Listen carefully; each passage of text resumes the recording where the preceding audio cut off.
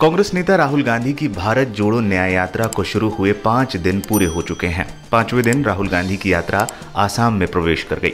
राहुल गांधी अगले 8 दिनों में आसाम के 17 जिलों को कवर करेंगे। पूर्वोत्तर की राजनीति में असम का विशेष स्थान है। लोकसभा सीटों के लिहाज से भी असम काफी अहम माना जाता है। यहाँ लोकसभा की कुल 14 सीटें हैं। मणिपुर से यात्रा शुरू करने के बाद से ही राहुल गांधी राज्य में हिंसा के मुद्दे पर लगातार हमलावर रहे हैं।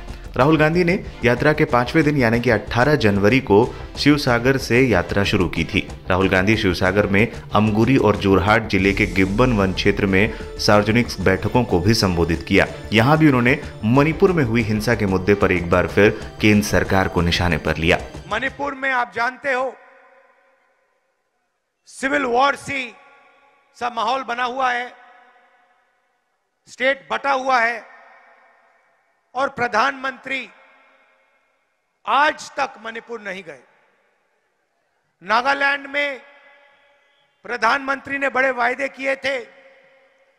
फ्रेमवर्क एग्रीमेंट 9 साल पहले उन्होंने साइन किया। नागालैंड के लोग आज पूछ रहे हैं कि फ्रेमवर्क एग्रीमेंट का क्या हुआ, जो प्रधानमंत्री का वायदा था उसका क्या हुआ। ऐसी ही चीजें असम में भी हो रही हैं। शायद हिंदुस्तान की सबसे भ्रष्ट सरकार असम में चलती है।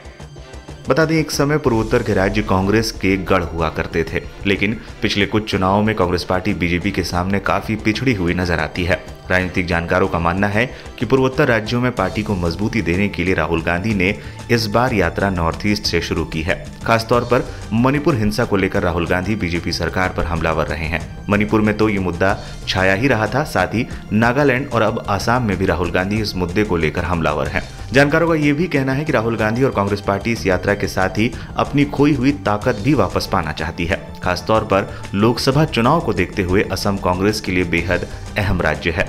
पिछले 2 लोकसभा और 2 विधानसभा चुनाव में पार्टी राज्य में अच्छा प्रदर्शन नहीं कर पाई है। 2014 के लोकसभा चुनाव में एनडीए को यहां 7 सीटें मिली थी, वहीं कांग्रेस को 3 सीटों पर संतोष करना पड़ा था। वहीं 2019 के लोकसभा चुनाव में एनडीए गठबंधन ने 9 सीटों पर कब्जा किया था। वहीं कांग्रेस एक बार फिर 3 सीटें ही जीत पाई थी। वहीं विधानसभा चुनाव की बात करें तो 2016 में हुए विधानसभा चुनाव से पहले तरुण गोगोई के नेतृत्व में कांग्रेस लंबे समय तक सत्ता में रही थी। हालांकि 2016 में बीजेपी ने कांग्रेस को सत्ता से बेदखल कर दिया था, जिसके बाद से पार्टी राज्य में अपनी खोई हुई जमीन वापस पाने की कोशिश में लगी है।